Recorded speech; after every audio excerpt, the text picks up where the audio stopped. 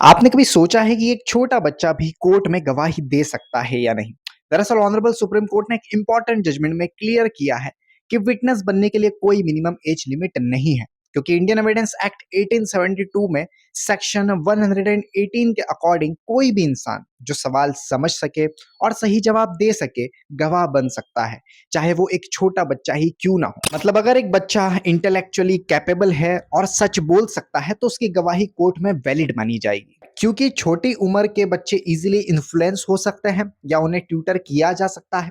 इस वजह से ऑनरेबल सुप्रीम कोर्ट ने ट्रायल कोर्ट्स के लिए कुछ इंपॉर्टेंट गाइडलाइंस दी है कि पहले तो ट्रायल कोर्ट को एक प्रिलिमिनरी टेस्ट कंडक्ट करना होगा, जिसमें जज चेक करेगा कि क्या बच्चा सच और झूठ का फर्क समझता है और कोर्ट में दे रहे स्टेटमेंट्स को समझ रहा है या नहीं। ऑल्सो जज को बच्चे के व्यवहार को भी रिकॉर्ड करना होगा और इंश्योर करना होगा कि उसकी टेस्टिमनी किसी भी एक्सटर्नल प्रेशर में नहीं है। अब सवाल ये भी आता है कि क्या एक चाइल्ड विटनेस की टेस्टिमनी को कोरैबोरेशन यानी कि सपोर्टिंग एविडेंस की जरूरत होती है? देखिए, ऑनरेबल सुप्रीम कोर्ट ने इस केस में क्लियरली कहा कि ऐसा कोई मैंडेटरी रिक्वायरमेंट नहीं है कि बच्चे की गवाही को किसी और एविडेंस से सपोर्ट करना जरूरी है। बस अगर एक बच्चा कंसिस्टेंटली और रैशनली एक ही बात कहे तो उसकी गवाही पर अकेले भी भरोसा किया जा सकता है। इस जजमेंट का एक और एस्पेक्ट ये भी है कि अगर एक बच्चा किसी पर लगाए गए एलिगेशंस को क्लियरली और कॉन्फिडेंटली स्टेट करे और क्रॉस एग्जामिनेशन में भी उसके स्टेटमेंट्स कंसिस्टेंट रहे तो उसकी गवाही पे कन्विक्शन भी हो सकता है।